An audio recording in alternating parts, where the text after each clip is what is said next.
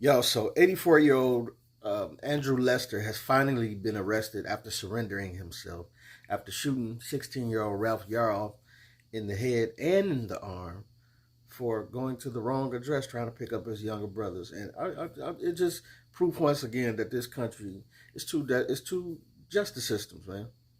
Because this man was briefly detained, and then after like 2 or 3 days of marching and people all out in the front of the house and the story going viral, then they finally was like, oh, let's finally go and see if we can bring him in. And the police chief, somebody said, had the audacity to say, this was Ben Crump who said this, that they didn't arrest him because they couldn't take a statement from the 16-year-old who was shot. And Crump said, well, so if you couldn't take a statement, what if he had passed away? Thank God he is still here and home right now. But if he had passed away, then what would be your reasoning then as to why you couldn't bring this man in after he murdered somebody? Like the man, I'm so tired of seeing stories like this and hearing stories like this. It's just so irritating, man. But it's we have to talk about it because people just don't understand, man. And if you ain't the skin color of us, then you don't really get it. And I'm happy that people who aren't our skin color are standing together with us and that they helped in getting the police to arrest this dude. But I'm just like, I'm glad y'all are trying to understand and that y'all are fighting with us. We not saying that all white folk are the enemy. But we got to be real, man. This system is set up for white folk to win. It's not set up for people that look like me to get justice, to get any type of head start in life, to even get the type of resources that everyone else has access to. It's just the game is lopsided, man. It's crooked, and it's always been that way, and it seems like it always is going to be that way. I'm not going to say that, but that's how it feels sometimes, man. It's very frustrating that people have to go through this type of stuff. And then, after they go through it, you still have these politicians that come with these goofy talking points that keep telling us, oh, the country ain't racist. We still have goofies like Kamala Harris that's in office right now as the vice president. Oh, this country's not racist. Like, man, but we have to deal with voting these people in. You know what I'm saying? But it's part of the process. You vote them in and then you vote them out once you realize that they are on bull just like everybody else. It seems like both Democrats and Republicans you're going to get the same bull out of either one of them. You know what I'm saying? But you got to pick your poison, pretty much, as they say. The lesser evil, as they say. But it just seems that we keep getting... We don't get what is owed to us. And just like Dr. Claude Anderson says, like, man, we have to start demanding more for our vote. We have to start demanding of politicians that they do something for black people. Like, we have to start demanding that not only justice gets served when we are wrong, but we have to start demanding that rules and regulations are put in place that we aren't always behind in the game. And no, I'm not blaming everything on the white man, as they say. Because black folk got plenty of opportunity to get up, get out, and get something, like the song used to say back in the day. We got plenty of opportunity and plenty sense and intelligence that we have to stop blaming so much and make stuff happen. But I'm just going to say, man, you ain't going to keep doing us like this and then telling me that it's okay. We're not going to keep watching situations play out like this and then not hold this power structure accountable.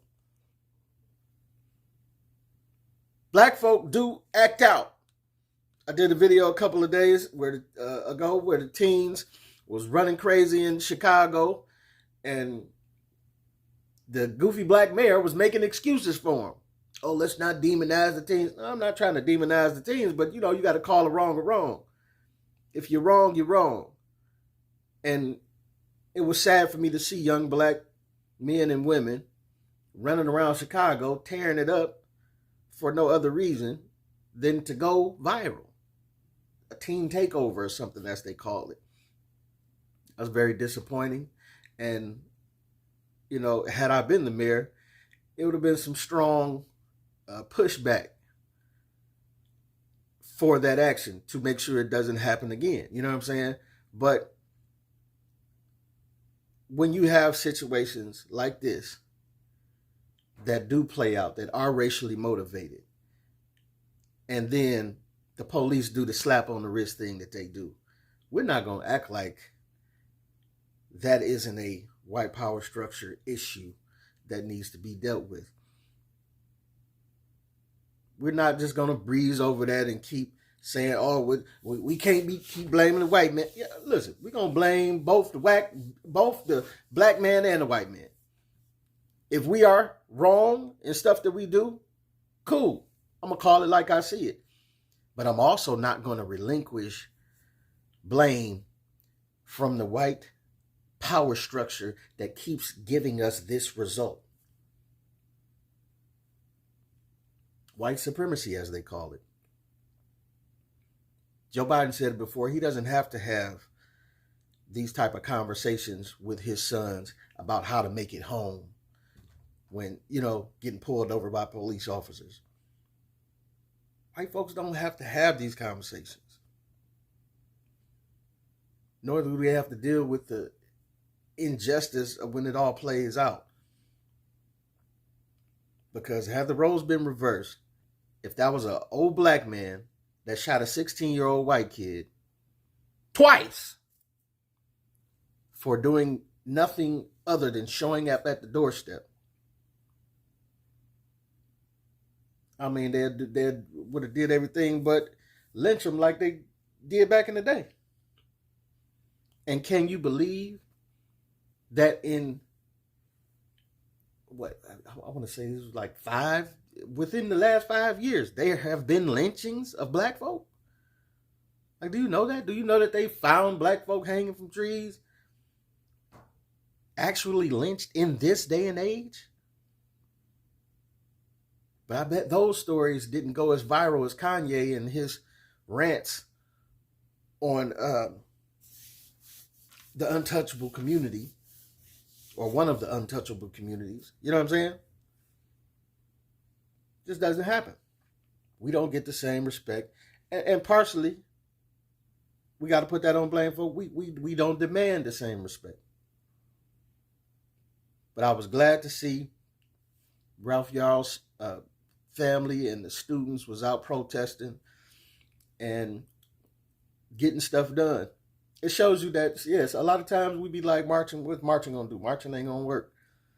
And a lot of times it doesn't. Because we can march and talk all the junk we want to talk. It ain't changing no laws, though. It was good to see that it got them to arrest this gentleman and charge him, but he's still yet to be charged of a hate crime. And we're going to need him to charge him with as many charges as he can get, because he's likely, in this system that we're in, to beat some of the charges. You know what I'm saying? But yet and still, like I said before, a lot of times marching don't change no laws. They'll let you march and do all that stuff. It's slow progress. Am I mad at the marching? No, because I think every little thing helps. I think me saying my little message on here helps. I think everybody bringing attention to it helps. But I do also think that we need to take the next step and find a way to get into these lawmakers that are missing the beat on making laws to stop some of these loopholes from happening. Stop letting people squeeze through the track when they do crazy stuff like this. Stop protecting police officers when they purposely carry out acts like this. You know what I'm saying? When they're supposed to be serving and protecting.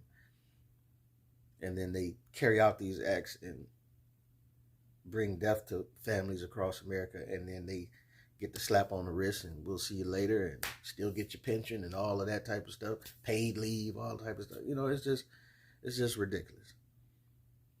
And then you got all these mass shootings going on around the country, and then, you know, this what makes me mad at both sides of the aisle, because like Sleepy Joe is just like, well, I can't really do nothing because it's a stalemate. Now you got the Republicans stalemating with the Democrats about gun laws and this, that, and the other, when it's clearly a massive problem in this country. But until these problems are fixed, we're going to keep speaking up as black folk. Unfortunately, that ain't going to save lives. I'm so glad that this young man was blessed to still have his life. But this country got to do better, man. Country got to do better about the way that they treating black folks. You profit off us enough. You profit off us greatly. It's time we got to start doing better by us, man. It's your boy P Camp. Let me know what you think, what you don't think. Get at your boy.